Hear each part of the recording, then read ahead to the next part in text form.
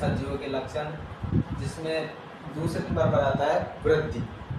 तो वृद्धि सजीवों की एक ऐसी अवस्था है जिसमें सजीवों को वजन, भार, आयतन और आकार अनुत्क्रमणीय रूप से बढ़ता रहता है, उसे वृद्धि कहते हैं। तो इसकी डेफिनेशन देते हैं,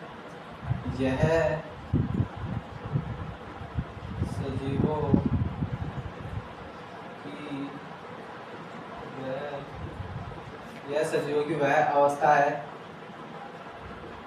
जिसमें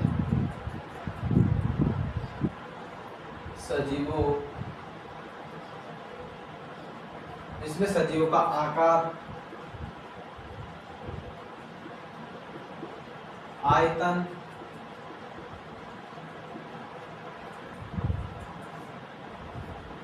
तथा भार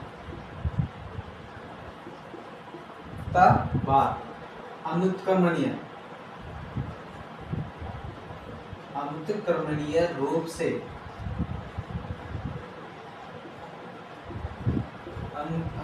रूप से बढ़ता रहता है,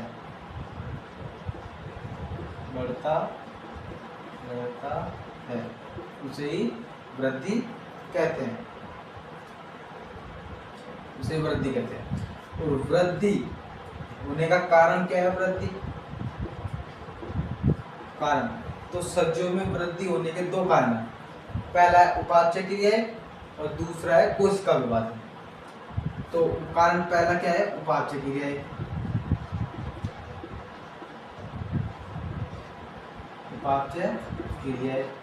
और दूसरा है कोशिका विभाजन।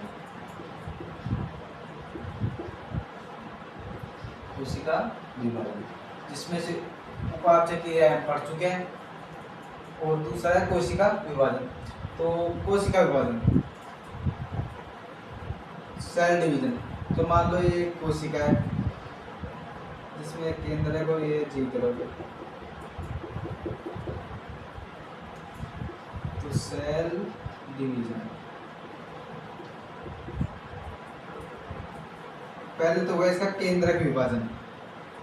क्या होगा? केंद्रक विभाजन। केंद्रक विभाजन होगा, ये कोशिका द्रव्य, तो केंद्रक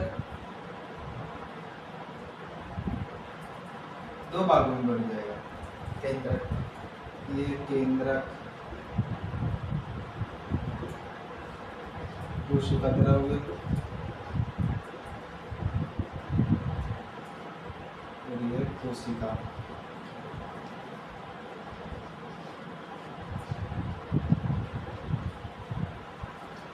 ये केंद्रक विभाजन हो गया।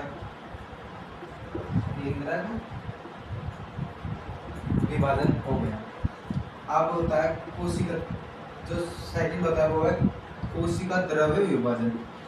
कोशिका द्रव्य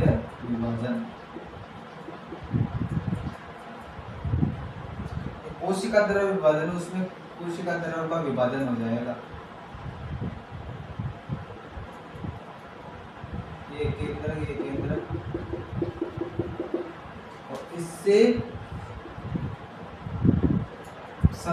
दो संतति सेल प्राप्त हो जाए, दो संतति कोशिका।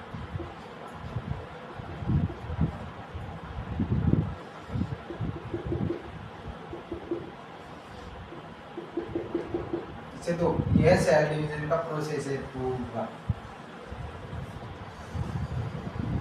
तो वृद्धि दो कारण से होती है, एक तो उपापचय क्रिया है और दूसरा कोशिका विभाजन, जिसमें उपापचय क्रिया हम पढ़ चुके हैं और कोशिका विभाजन आपको बता दिया है। तो अब आता है जंतुओं में। तो ये जीव जंतुओं में तो ये होती है कोशिका विभाजन के द्वारा, और ये पौधों में, अब बात करते हैं पौधों में।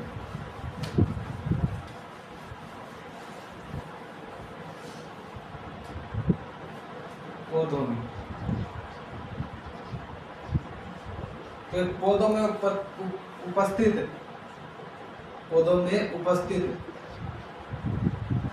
उपस्थित एक तो शीरस्थ विभज्योतक,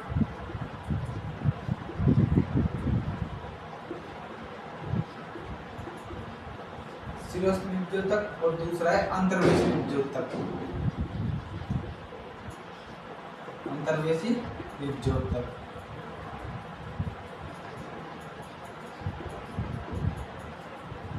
इन दोनों से ही पौधों में वृद्धि होती है। इन दोनों से, एक तो शीरस्थ विभज्योतक, अंतर्वेशी, इनके बारे में लॉन्ग फॉर्म में हम आगे पढ़ेंगे।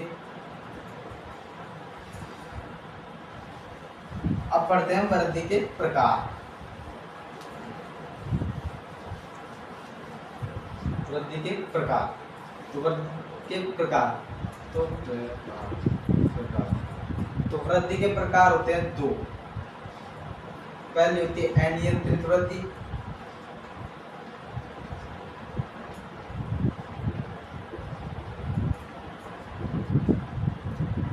और दूसरी पहले होती है अनियंत्रित वृद्धि और दूसरी होती है नियंत्रित वृद्धि। तो वह वृद्धि इसकी डेफिनेशन है कि वह वृद्धि जो सजीवों के जीवन काल में हमेशा चलती रहती है उसे अनियंत्रित वृद्धि कहते हैं। तो वह वृद्धि जो सजीवों के जीवन काल में हमेशा चलती रहती है उसे कहते हैं अनियंत्रित वृद्धि। इसके एग्जाम्पल है पौधों में वृद्धि, क्योंकि इसमें इसका कारण है पौधों में वृद्धि, क्योंकि इसमें शीरस्थ विभज्योतक और अंतर्वेशी विभज्योतक होते हैं ना, वो हमेशा विभाजन करते रहते हैं, इसीलिए। अब दूसरा है नियंत्रित वृद्धि।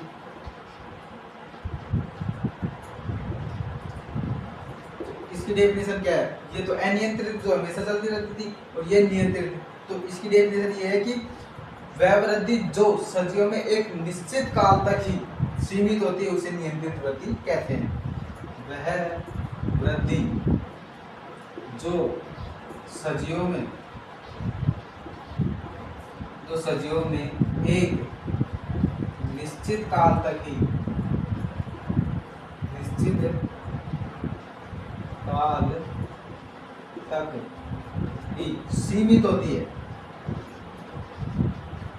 सीमित होती है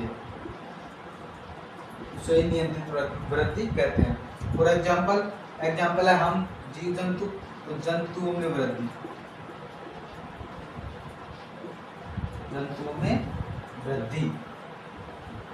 ठीक है। अब आगे चलते हैं।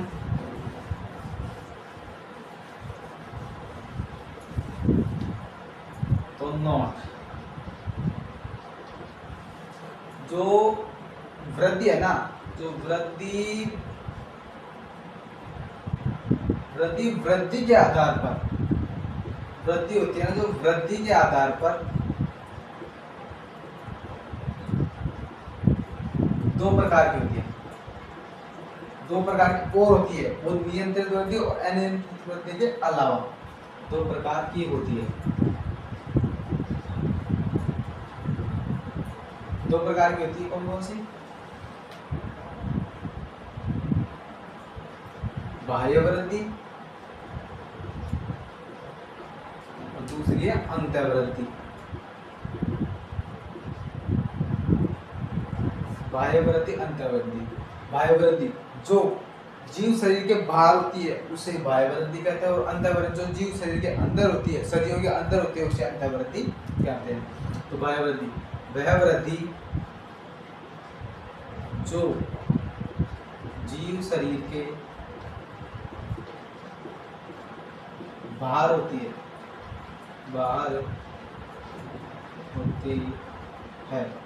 जो जीव शरीर के बाहर होती है उसे ही बाह्य वृद्धि कहते हैं। फॉर एग्जाम्पल, इसका एग्जाम्पल है रेत के टीले।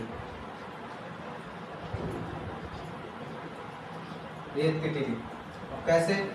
मान लो ये कोई रेत का टीला है, तो इधर से हवा आ रही है, यहाँ पर भी एक रेत का टेला है। इससे रेत हवा के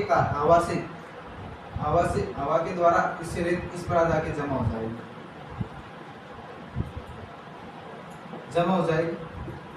तो यहाँ तो कम और यहाँ तो हवा के कारण इस टीले में तो कम हो जाएगी, इसमें ज्यादा।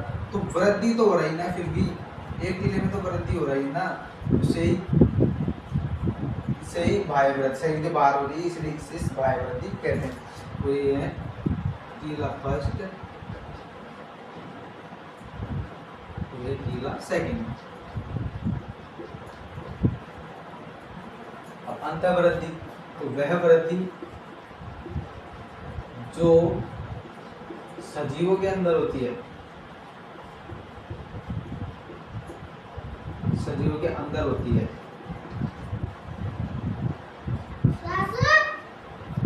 वह वृद्धि जो सजीवों के अंदर होती है,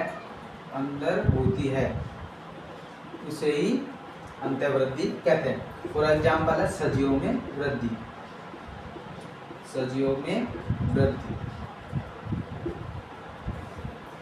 तो बाह्य वृद्धि, वह वृद्धि जो शरीर के अंदर, जीव शरीर के बाहर होती है, उसे ही बाह्य वृद्धि कहते हैं। और एग्जाम्पल है रेत के टीले। और वृद्धि का अपवाद, यहाँ पर लिख देता हूँ, वृद्धि का अपवाद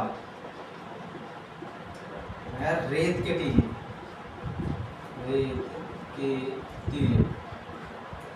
क्योंकि ये निर्जीव होते हैं, निर्जीव होते हैं, फिर भी इनमें वृद्धि होती है, इसीलिए इन्हें वृद्धि का अपवाद भी कहा गया है। तो हम आगे चलते हैं।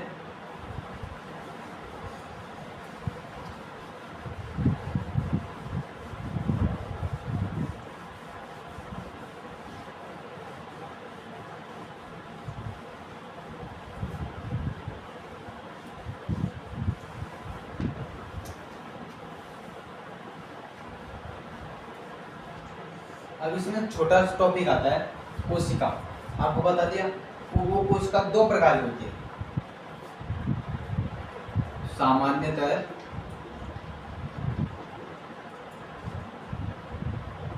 कोशिका में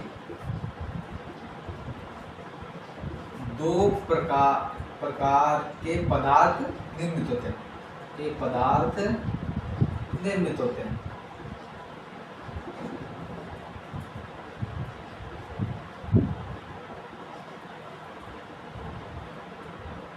दो प्रकार पदार्थ निर्मित होते हैं, जिसमें से पहला है प्रोटोप्लास्टिक,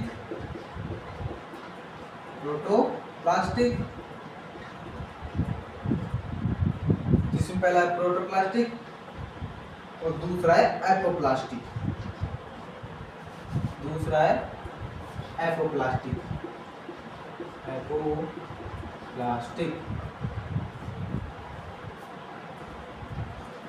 जो प्रोटोप्लास्टिक होता है,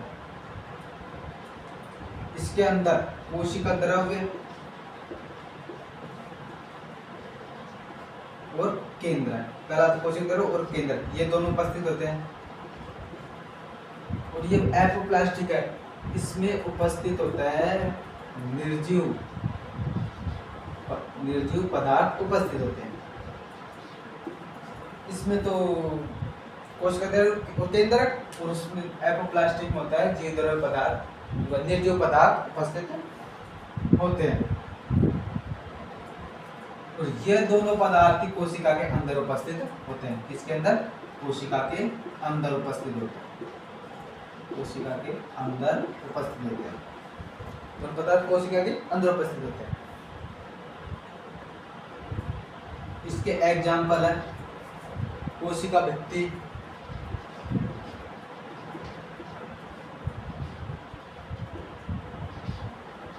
संयोजी तंतु,